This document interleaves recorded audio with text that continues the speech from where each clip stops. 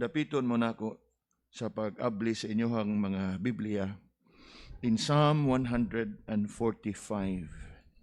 Psalm 145. And we will consider verse 18 and 19. Psalm 145, and we will consider verse 18 and 19. We invite those that are with us online to please open your Bibles to this portion and join us in reading Psalm 145, verse 18 and 19. And if you are all there, dunganong nato sa pagbasa. The Lord is nigh unto all them that call upon Him, to all that call upon Him in truth. He will fulfill the desire of them that fear Him. He will also hear their cry and will save them. Lord, sa amo karon nga pagpamalandong sa imo nga pulong, we ask for your mercy and grace, that you would sanctify us, that you would wash us and cleanse us from all our sins, making us pure, holy before you, worthy to commune with you, worthy to listen and hear thy truth and to receive of your blessings, asking for the Spirit's working in each of our hearts, that our coming together tonight would indeed bring much blessing unto us, not just in learning thy word, but in receiving thy blessings, the precious truth and lessons that we are going to learn, and more so for the great privilege that we can commune with you in this hour of prayer and intercession. Thank you for bringing our brothers and sisters here in this house of prayer. Thank you for sustaining them in all their labors, in all their works throughout the day, and sustaining them that they have enough strength and even joy and excitement to come and be among us and be with us as we come together for a time of prayer and meditation. We pray, O Father, that thou would bless us, even those who are with us online. We are thankful for each one of them, especially for those who have been consistently joining us. We are glad and we are even encouraged knowing that they have been with us and have been joining us, O Lord, each time the church comes together. And so we remember them in prayer also, that thou by your grace and mercy would bless them as well. We commit to you all these things, praying with thanksgiving in Jesus' name. Amen. Amen. Dili palang dugay ato ning napamalandungan ang Psalm 145. If I remember right, we are looking at verse 3 in the kanang anniversary sa simbahan dito sa Bugo.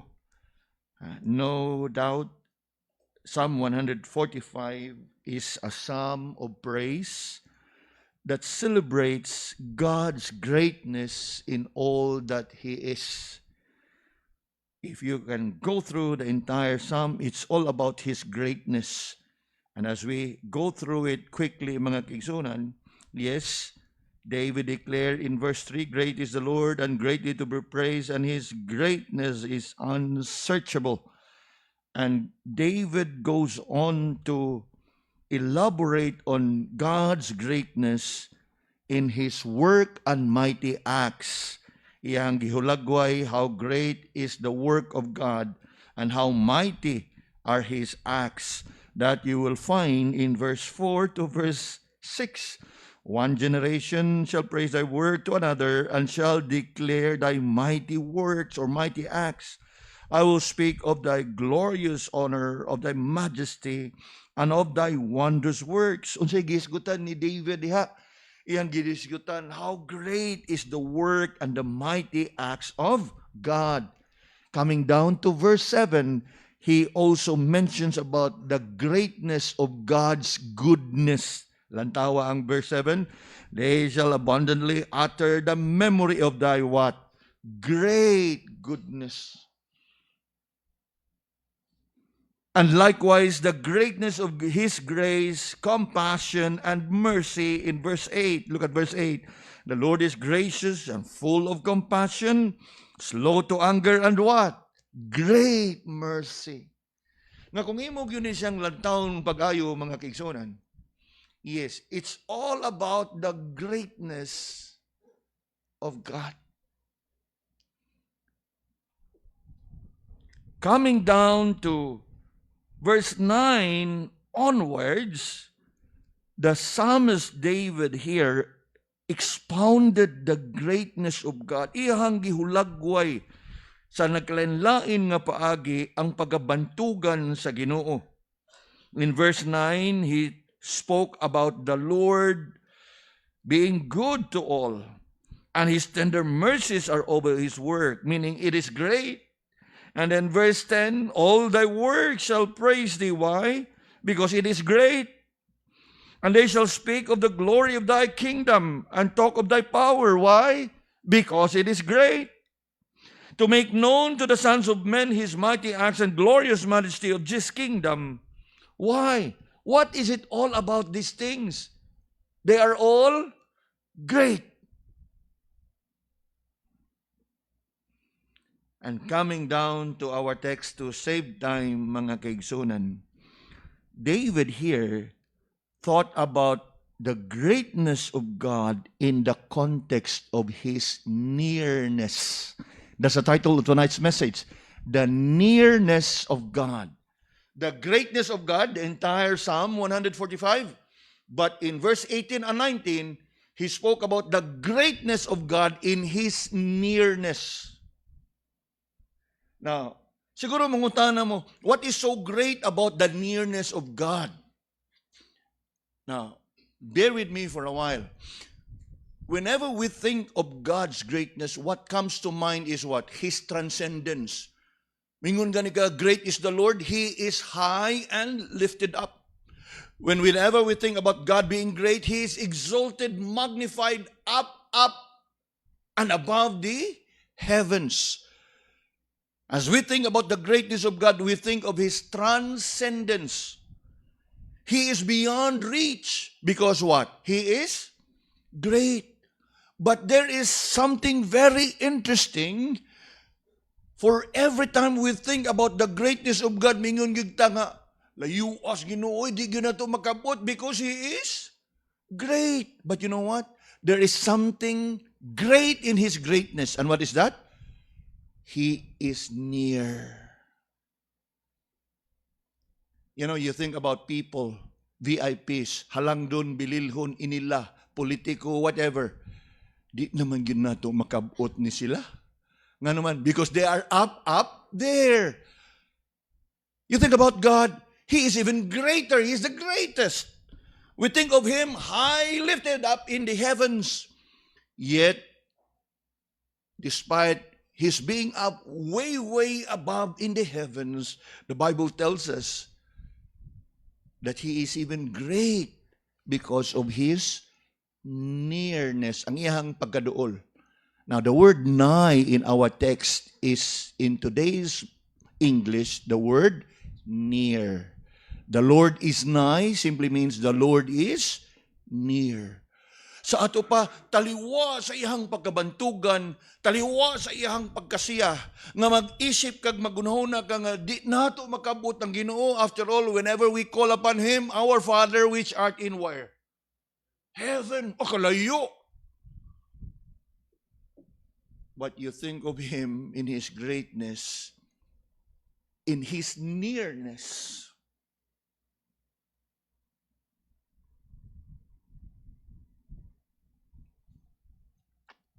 Yes, that is what makes that greatness of God in fact become very personal. Nga naman, Kay sa iyang pagkabantugan, we would think of Him as very distant and far from us, nga di na to siya makabot. You know what? You need not reach Him. You need not reach out to Him. Kay siya mismo nagpaduol nato.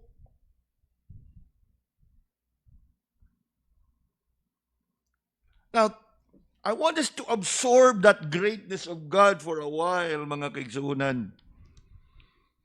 Nga naman, for whenever we think of God's greatness, we would think of Him as being high up in the heavens, over and above, highly exalted, transcendent.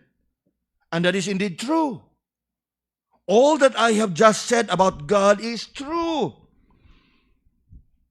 Upon equally true to what I just said is the fact that in His greatness, He is so near kanato. There is this other aspect of His greatness, that while we think of Him as high and lifted up, transcendent, even beyond reach, the Bible says, even in our text, that He is near us. He is close to us. In fact, even with us. And this is something to our comfort. And as we look at our text nining kagabion, I want us to observe how David declared, firstly, the reality of God's nearness. The reality of God's nearness, ang kamatuoran sa iyang pagkaduol. You look at the first part of verse 18. It's straightforward. The Lord is nigh. In today's language, the Lord is near. One of the greatest comforts among believers is to know the fact that while God is great, yet He is not distant. As David here declares, the Lord is nigh. And as we think of the word nigh, in today's English is the word near. And as we think about the word near, what comes to mind is what? Duol. Ug maghisgot kitag duol, meaning it's just nearby. The idea is what? Mayroon galing kag duol, very close. And whenever we think about the word near, oftentimes we think of it in terms of distance. Di ba? Asa man dapita, na aras unahan, layo duol. Duol. So the word near implies distance. And what about the distance? That it is not far. Because it is near. Now, what I'm trying to say is, every time we think about the word near, in the same way as we think about the word far, what comes to mind is we think of the words in terms of proximity. Proximity. The more common language perhaps is distance. When you think about near, duol. You think about far, layo. But in this case, it's not much about proximity. It is about intimacy. Nga duol ko sa ako ang mga katawhan. Duol ko sa ako ang mga kaanakan. In other words, the emphasis is not much in terms of proximity or distance, but in terms of intimacy. Like pareha ba ng mingon tag duol? Duol, distansya. Pero another word sa close is what? Suod. Di ba no? Close, duol. But in terms of relationship, you don't say, duol ra na kayo sila. In terms of relationship, mingon na gani kag duol. In terms of intimacy, what? Suod. Are we following?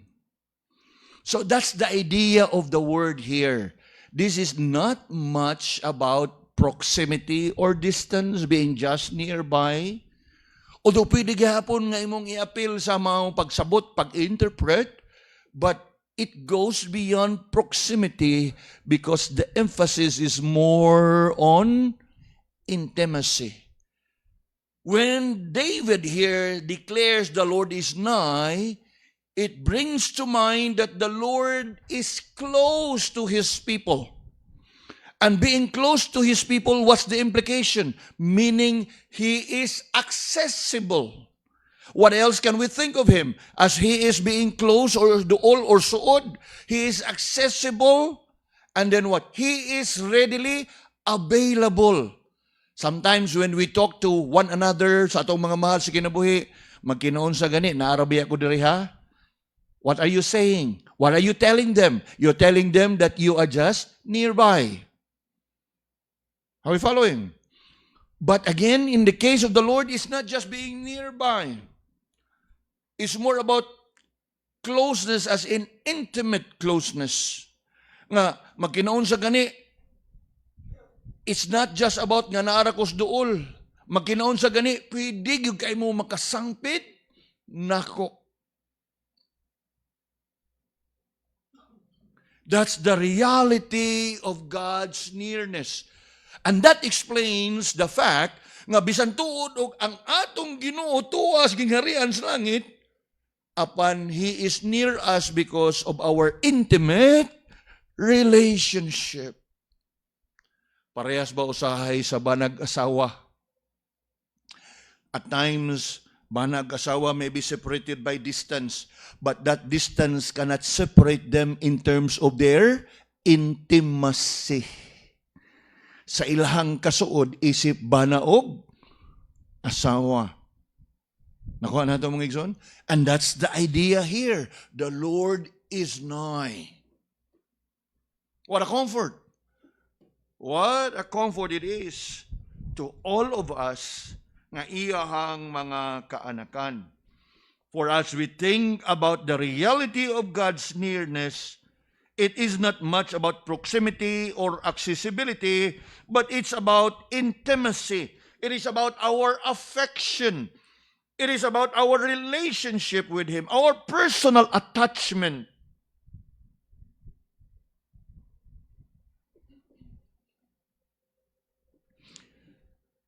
From the reality of God's nearness, we proceed to consider how David here declared the certainty of God's nearness.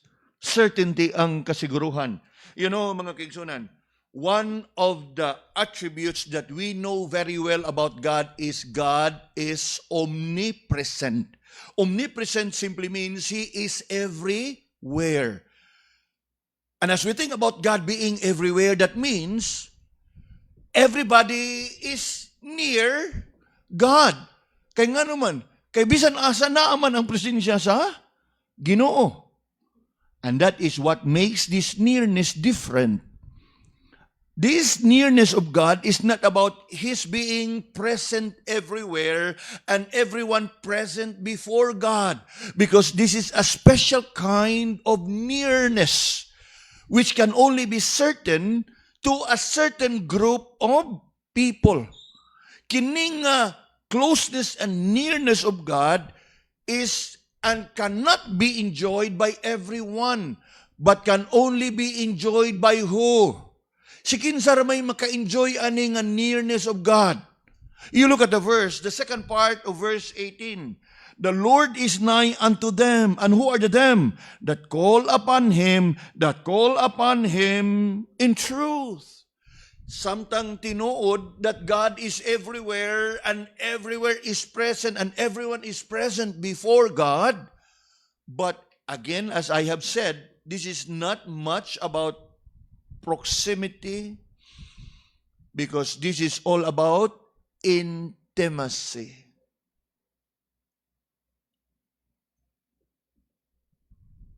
Kay giklaro gyud ni David diha that this kind of nearness is a special kind of nearness that can only be certain and true to a specific group of people. Dili sa tanan, kung dili sa usa ka matang sa mga tao, o unsa nga matang sa mga tao, kini. The Bible identifies them as what? Them that call upon Him, and all that call upon Him in truth. Now, who are these people? You know, mga kaigsunan, all over the world, there are lots of people who call upon God. Apan giklaro ni David diha, nga ang atong Ginoo duol sa mga tao nga nisangpit kaniya, kanila nga nisangpit kaniya sa kamatuoran. Very specific, very particular. So who are these people? This can only refer to people who worship the one true and living God. Those people who worship Him in spirit and in truth. Those people who have come to believe in the true gospel of the Lord Jesus Christ. Now, we cannot deny the fact nga gani mismo sa ato ang nasod, daghan kayong mga tao, halos tanan ng mga tao ni sangpit sa atong Ginoo. But they are not calling upon God in truth. Nakuha na to? Sa nagkalinlaing pagi ni sangpit sila sa Ginoo. Sa mga ribulto, sa mga imahen, and in whatever ways and means. And that is not the kind of people that is being described here. Because the Bible clearly says that those that call upon Him in truth. Call upon Him in truth according to the truth. Obviously, in reference to the truth of the Bible. Those who have that personal relationship with God. Yes, dili nato mapugnan ang ubang tao nga mosangpit sila sa Ginoo. Dili nato sila mahikawan kay ilahan ng katungod. Pero sayri mga kaigsunan nga ang ka-close or kaduol sa Ginoo ngadto lamang sa mga tao nga nagsangpit kaniya sa kamatuoran.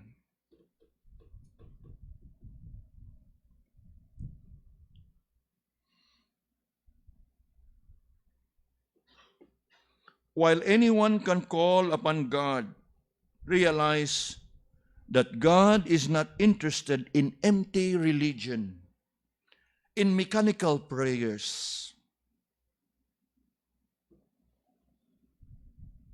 He desires to hear the cry of His people who come to Him in truth,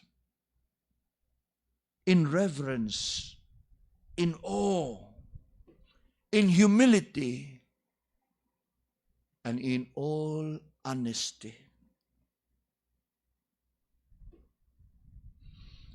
Regardless of whatever and what form of prayer nga imong gipabot kaniya, you may call on Him in praise, in thanksgiving.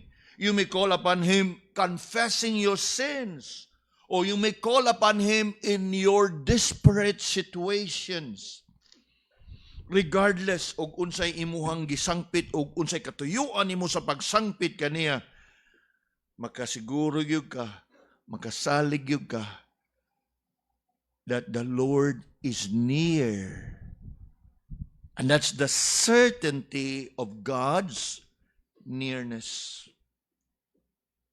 You know, mga kaigsunan, as we reflect upon the church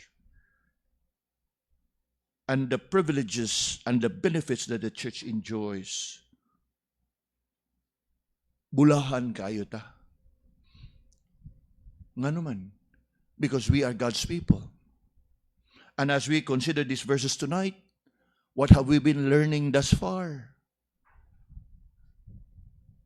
Nga dili gyud ay kawang ang atuang panagtigom sa kada Miyerkules sa gabi. Kay ngano?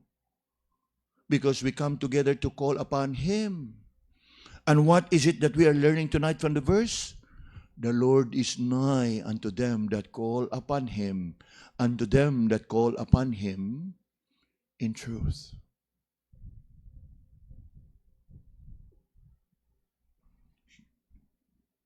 Kanindot kayo nga sudungon.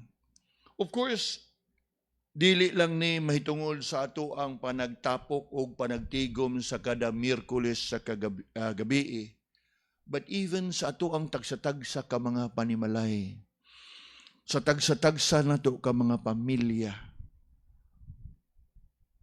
avail of such a privilege of bringing your family together to call upon the Lord. Nga naman, manindot kayo nga kasiguruhan, the Lord is nigh unto them that call upon Him in truth. Now, think about those people. You know, you look around. Daghang kay mga tao diha nga musangpit sa ngalan sa Ginoo. Apan sa ilahang pamaagi o sa ilahang pagtuog, sa ilahang pagtulunan, sa pamaagi lang nga pagsangpit sa Ginoo o atong lantahon sa kamatuoran sa pulong sa Ginoo, nasayod yung ka nga kanang ilang gihimo, dili gina mao ang gusto nga atong dunggon sa atong Ginoo. And here we are. We know very well that we call upon Him in truth. Di ba subo kayo pamalandungon? Ang katuhin noong wala sa kamatuuran, grabe kayo musangpit sa Ginoo. Naapay ilahang mga pag-ampo sa kadlawon, na ilahang pag-ampo sa Diyos kabuntagon, na ilahang mga pag-ampo tunga-tunga sa kabuntagon, na ilang pag-ampo udtong tutok, na ilang pag-ampo sa alas 3 sa hapon, na ilang pag-ampo sa alas 6 sa gabi. I'm sure you know all this. Kay gikan tatanan diha ana nga pagtuo. And we all know, sama nato kaniya ito nga wa pa sa tas kamatuuran, basin pa di ay, ato lang yun yung iampo. Walay kasiguruhan, di ba? Kay basin pa di ay. Karon, the certainty of God's nearness. He is nigh. And how often do we avail of such a privilege? Now, I hope nga ato ang mapamalandungan.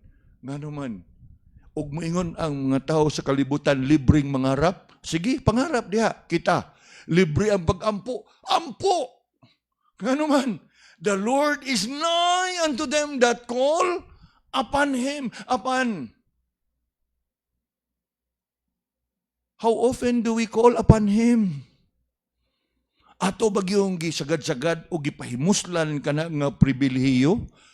Hilabi na nga nasayod kita that the Lord is nigh, nga duol ang Ginoo kanato nga nagsangpit ug nitawag kaniya sa kamatuoran. You know, mga kaigsunan, bisan pa man siguro og kampante ka nga moingon sa imong kagalingon nga salamat Lord that I have been praying all my life. I have been praying every day of my life. Praise God. But sayri mga kaigsunan, bisan pa man og kapila ka mag-ampo sa kada adlaw, sayri nga dili pa na igo nga imo giyong ma-maximize ang pribilehiyo nga gipaambit sa Ginoo diha nimo. Imagine ra gihatagan ka og butang nato. Gitagaan ka og blank check sa atong Ginoo. Butang lang nato. Gihatagan ka sa usa ka milyonaryo og blank check.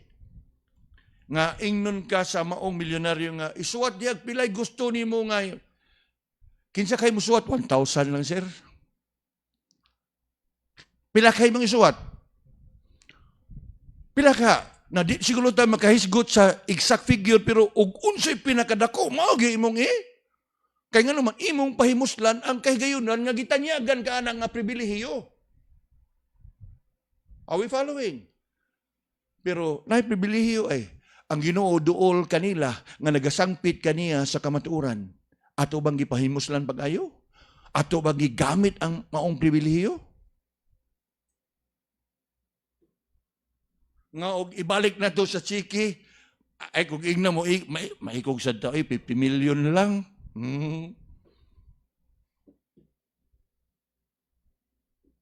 Di ba? Kani pa siguro yun, dili yun mo untol.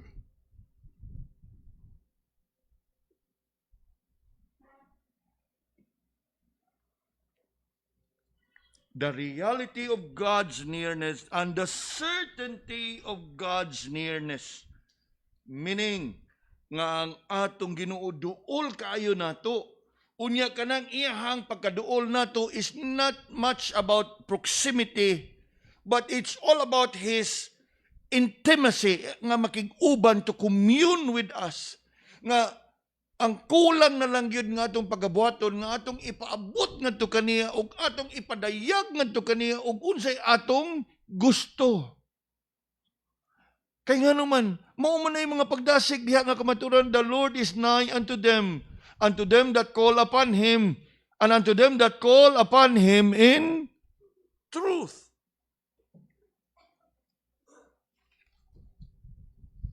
Now, what is this to us? Unsay panalangin nga ato ang masud-ong dinhi? Now, listen carefully mga kigsunan. As we reflect upon the words of David here in verse 18, talking about the reality of God's nearness and the certainty of God's nearness, ang implikasyon ni mao ni, una, that our God is a very personal God.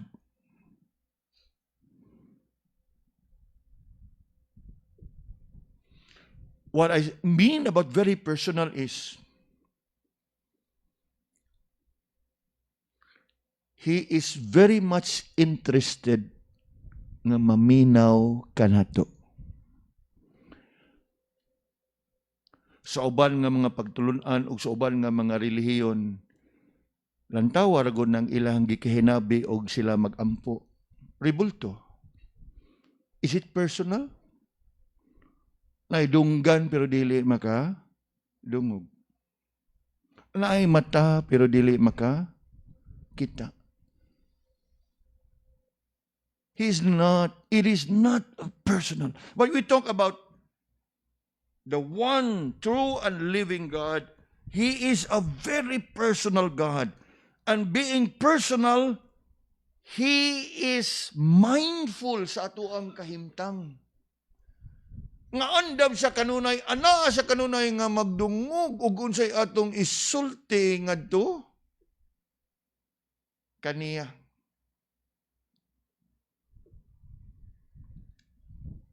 He wants to be involved.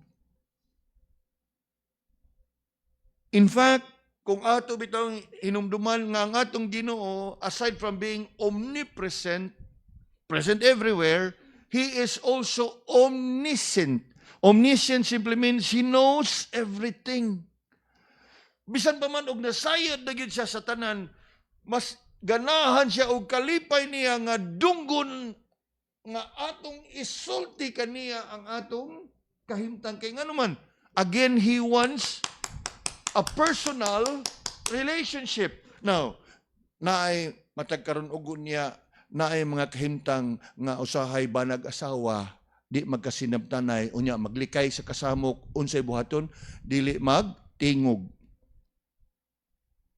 What happens? Wato'y kasamok pero waiting ganay, murag, di ba? I'm sure makarelita ni ina nga relasyon. That is not the kind of relationship that God wants to have with us. He wants us to have a very active relationship. He is all-knowing, nahibaw ta sa unsay atong panginahanglanon. Pero naa siya kahidlaw o ganahan siya nga makadungog sa iyang mga anak nga musangpit nga do kaniya. Now, He is all-knowing. Tanan nga itong sitwasyon, nahibaw siya. Pero ang iyang gusto, as we have learned, that God is a personal God. He is interested to hear from us. And He wants to be involved sa atuang kahimtang. Unya siya mismo, nag-auhag ka na to, nga atong itug-an nga to kaniya ang tanan. Usa sa itong gikanta ganiha unsa, I must tell Jesus. Yes.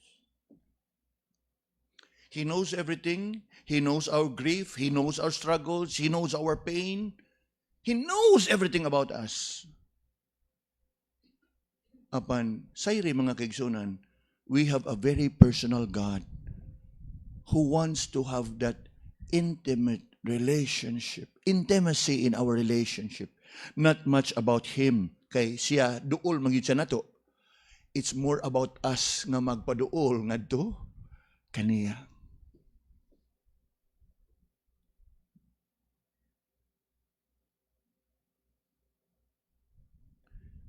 Given naman na nga kamatuoran nga ang Ginoo is near us. Ang pagdasig ni ini nga verse is not much about nga magpaduol ang Ginoo nganhi kanato, kung dili kita mudangop kaniya, makighinabi ngadto kaniya, casting all our cares unto Him, calling upon Him in truth. Ang problema dili gyud diha sa bahin sa Ginoo, ang problema naa nato. Gihanay na ang tanan, and yet we still continue to struggle diha sa pagdangop ngadto kaniya, sa pagsangpit sa iyahang balaang pangalan. That's the implication ini nga kamatuoran mga kaigsunan. That God is a personal God and He longs for an intimate relationship and He longs to hear from us. And what else? That He is not just ingon pa nato interested to hear from us. He desires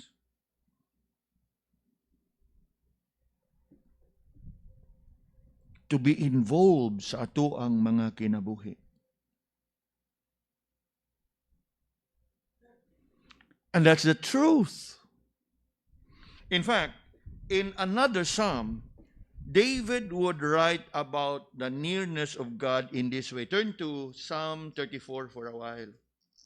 Psalm 34. Talking about the Lord is nigh unto them that call upon Him, unto them that call upon Him in truth. Now come with me for a while to Psalm 34. Ingon diha, verse 15. The eyes of the Lord are upon the righteous, and His ears are open to their cry. The face of the Lord is against them that do evil, to cut off the remembrance of them from the earth. 17. The righteous cry, and what? The Lord heareth, and delivereth out of all their troubles. Verse 18. The Lord is what?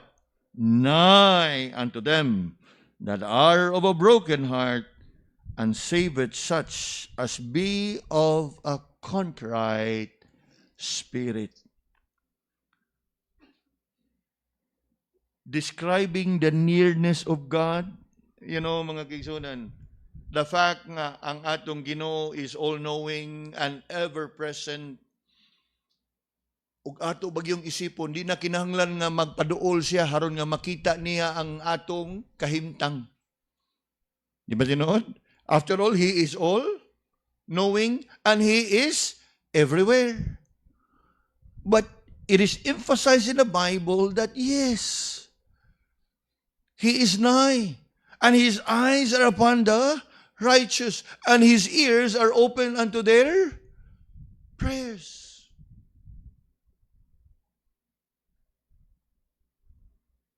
That's a special blessing. That's a special benefit nga gireserba lamang sa Ginoo sa iyahang mga katawhan, nga iyahang gitagana sa iyahang mga kaanakan. The reality of His nearness, the certainty of His nearness. And then, verse 19, the surety in God's nearness. What are the benefits nga imuhang maangkon? Unsa nga mga benepisyo ang imuha nga ma-enjoy? Now, come with me to verse 19. In His nearness, this is what He will do. He will fulfill the desire of them that fear Him. Ikaduha, He will also hear their cry. Ikatulo, and He will save them.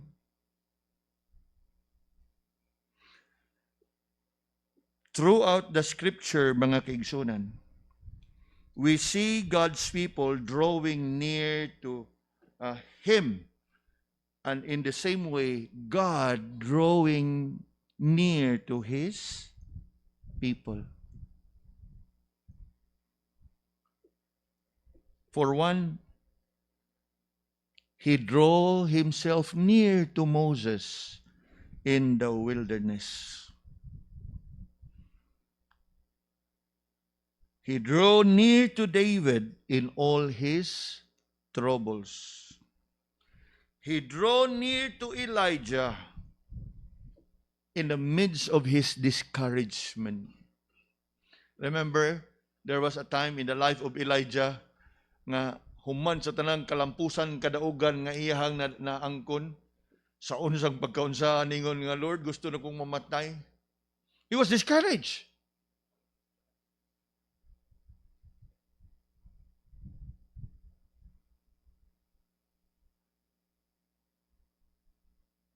But the Lord drew Himself near to His servant.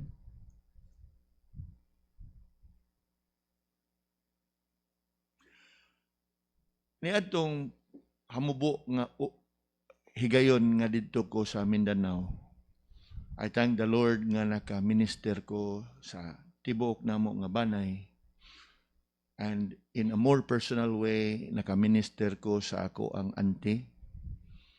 O naka-minister po ko sa pipila sa ako ang mga igagaw, particularly usan ako ka igagaw nga ang iya hapod nga kahimtang lisod pod. Kana nga igagaw nako, ako pod nag-ingon pa nato nga murag dili na mugod kay may layo og edad, although much older siya nako, pero back in the days murag taas-taas nga panahon nga nag-uban bima sa mga bulaton nga kalibutanon. Apan karon nahitabo nga niagi na siya stroke. Unya human nga na stroke na siya karon naa siya anang iyang kahimtang magdialysis. But his case is more in an advanced stage. Nganuman kay sa iyang sitwasyon karon dili na siya pwede nga moinom og tubig sobra sa 1 ka litro. You know, tungod sa kondisyon ba sa iyang kidney, dili na siya pwede nga makainom sobra sa 1 ka litro kay di na maato sa iyang kidney. Unya, kanunay yun niyang ireklamo, ang problema ra ba gyud nako, kanang istorya mi ba, ang problema ra ba gyud nako kay masubrahan na og inom og tubig, diri kuno sa iyahang baga mudagan ang tubig. Unya, og masubrahan niya inom ang tubig sa iyahang baga, murabag malumos ang iyahang baga ba? Maglisod siya og ginhawa. Kay nalibutan na magtubig ang iyahang baga, so di na ka expand. And there are times nga, murabag, ingon pa nato, typical sa mga tao usahay nga kanang murabag usay mapagnan lang gigas kahayag ba. Ingon pa niya, may lang unta tog muhupong lang ang ako ang BTS. Pero ang iya hamang maglisod man siya og ginhawa. Unya moabot siya anang puntuha, idagan na siya sa ospital dito pagyud sa Iligan. Ang kanang mong initaw murag situated na siya tunga-tunga sa Cagayan de Oro og Iligan. Pero mas duol gihapon ang Iligan in case of emergency. So ingon na iyang sitwasyon unya gani naa sa siya murag pareha sa kuha ba nga kanang agianan sa kuang tambal, although ang iya naa po dinhi pero naay gyud makita nga kanang hose nga kanang butanganan sa kuan. So sa diha nga nagkita mi kanang pag-abot yun na mo, wag yun na mo mapugi ba nga kana bang naghango. Unya, ako gisinginan nga, taliwa sa ato ang gipang atubang ron boy, kay bawa man siya sa kong kintang. ingko nga, life is good, God is good, and life is beautiful.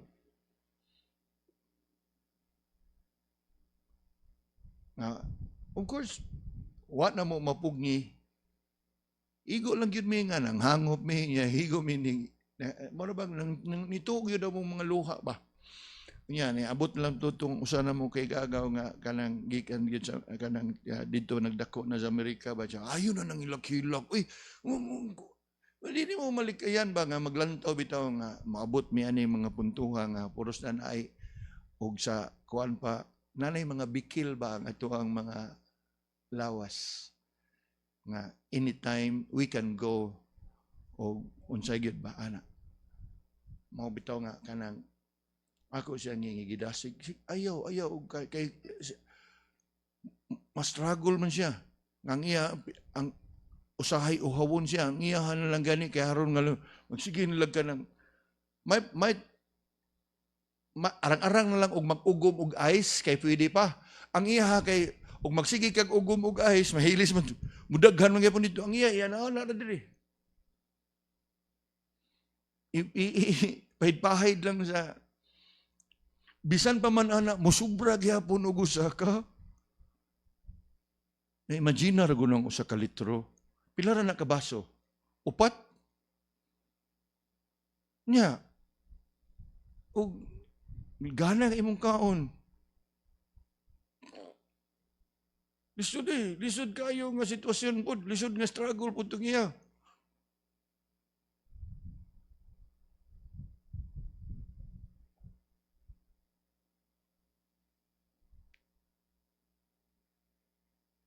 That we can only ponder and reflect.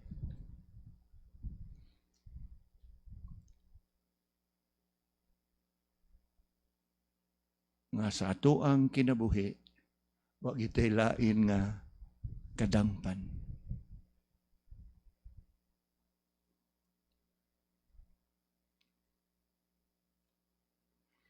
The Lord is nigh unto them that call upon Him, unto them that call upon Him in truth. And you look at verse 19, the surety in God's nearness, the benefit. He will fulfill the desire of them that fear Him. He will also hear their cry and will save them.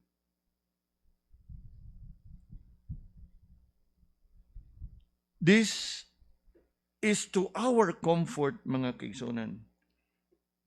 Kay sama nga ang atong Ginoo duol sa iyahang mga kaanakan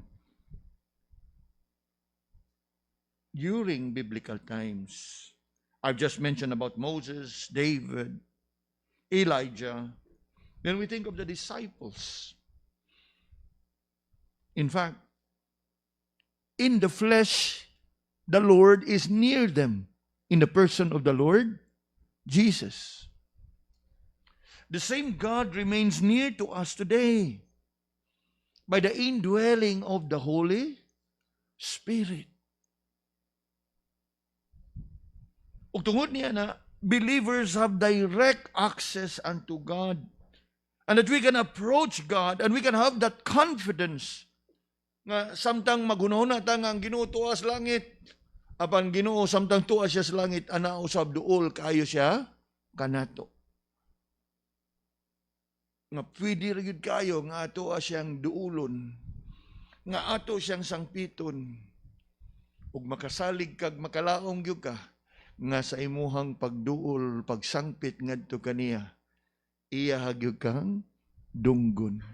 Nga naman, kay ingon man gyud siya diha, that the Lord is nigh, and nigh unto them that call upon Him. Gani, agi og tubag sa imuhang pagsangpit kaniya, we are given the assurance here, the three of them, He will fulfill the desire. He will also hear their cry and will save them.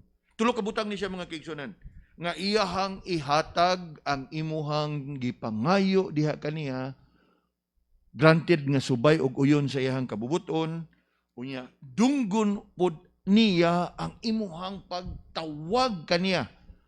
Tawag not necessarily nga naa kay gipangayo, Siguro nitawag ka kaniya para sa iyahang tabang, sa iyahang pagluwas, sa iyahang mercy, sa iyahang grasya, and everything.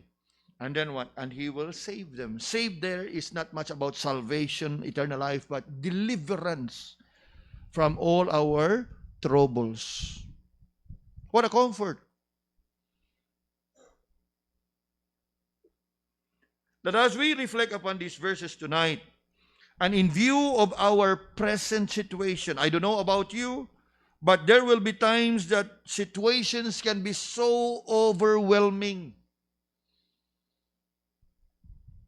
Nga daw maabot bagas punto nga murag lisod na gyud ni Lord. Lisod na kung lisod. Apan ayaw hikawi imong kagalingon. Duol kaniya. Sangpit ngadto kaniya. Tawag ngadto kaniya. Kay siya gyud mismo ningon, the Lord is nigh unto them that call upon Him in truth. Yes, there may be times when we seem to believe that God is far away and He is distant from us. But the Bible says that despite His being distant from us, the greatness of God tells us that He is also near us. And may that comfort our hearts even tonight, sa ato ang pagdangop kaniya. Let's bear in mind that He is near and ready to hear and answer our prayers. Ginoo, salamat sa imong mga pagdasig. Truly, these are the truth that we need to hear and learn by heart nga kami magmalig-on sa among pagtuog, pagsalig kanimo. Salamat Ginoo sa maong kamatuoran nga ikaw duol nganhi kanamo, nga ikaw among kadangpan, ug ikaw among kadaganan, ug nga ikaw kanunay andam nga nagdungog sa amo ang mga pagsangpit pagtawag kanimo. Even tonight as we come to you in prayer, have mercy, O Lord. In Jesus' name we pray. Amen.